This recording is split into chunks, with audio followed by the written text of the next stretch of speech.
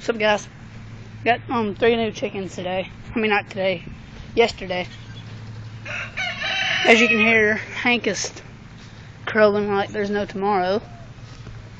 He's right up front of there.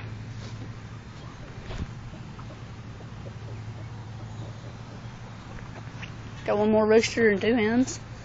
Here's the other guy. Here's the other guys. Here's the 3 new ones right here. I haven't got a name for the 2 hens yet. For him.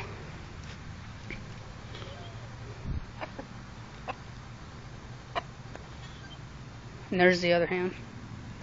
I think she's mixed with a black giant and a white leghorn. I'll show you why I say that though. Let me catch her. I had to run all the way up my yard just to get her. Alright. Stop. Stop!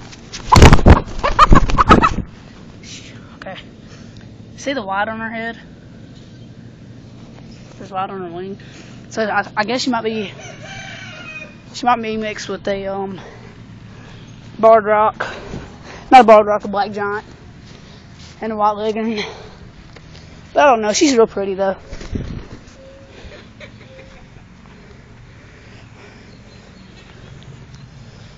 I know this is a Sumatra, this really black hen.